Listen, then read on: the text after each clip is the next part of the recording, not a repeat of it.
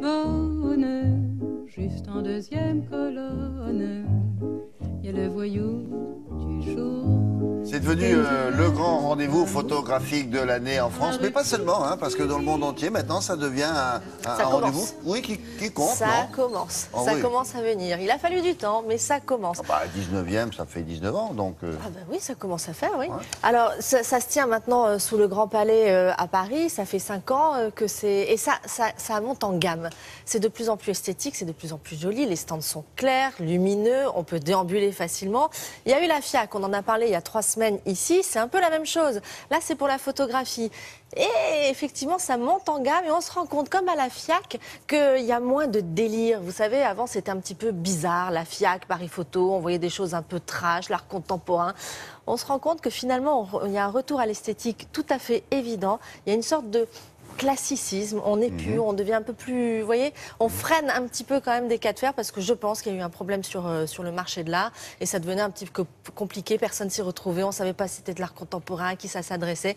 Là, ça s'adresse aux collectionneurs, bien sûr, mais au grand public qui vient voir et qui vient voir les tendances. Il y a 147 pays, 147 stands cette année, 34 pays invités, donc ça commence à prendre vraiment de l'ampleur. Et on se rend compte que la photo, ben, finalement, ce n'est plus que de la photo ou couleur ou noir et blanc, mais c'est assisté beaucoup par l'électronique et tous les médiums nouveaux. Regardez, c'est au Grand Palais.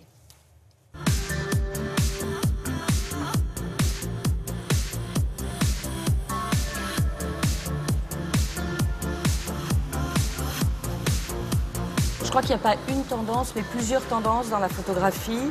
Ce qui est intéressant avec ce médium, c'est qu'il évolue, il est extrêmement travaillé.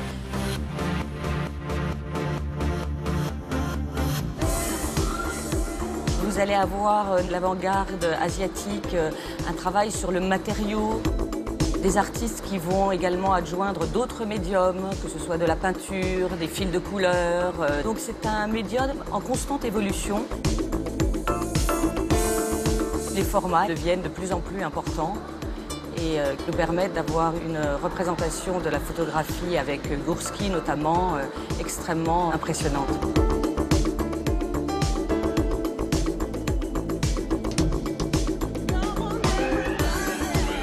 La part des galeries historiques à Paris Photo nous permet de représenter sur la foire quand même un certain nombre de photographies vintage, des photogrammes, des cyanotypes, et tout l'éventail de la photographie sur le XXe siècle, du surréalisme jusqu'à la période contemporaine, avec Georges Rousse, Édouard Burtynsky, mais également les grands noms de la photographie, Lucien Clerc, Richard Avedon, Irving Penn, et bien d'autres encore.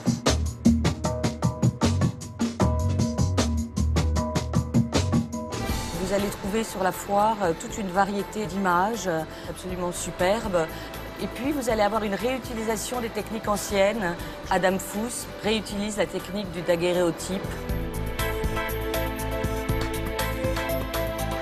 Je ne pense pas que la photographie soit particulièrement subversive en 2015.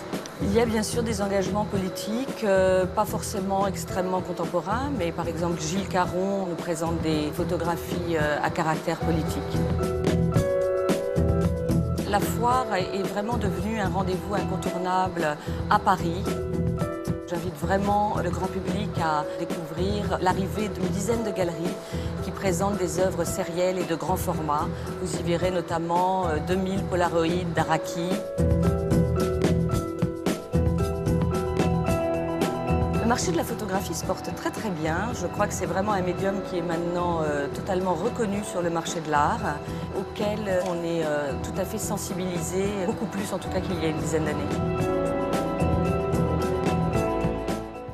Bon, alors si vous êtes amateur de photos, c'est le moment ou jamais. C'est ouvert depuis hier et ça dure jusqu'à Dimanche inclus. Voilà, c'est toujours sur 4 jours, Paris Photo, sous la verrière du Grand Palais à Paris. Merci beaucoup.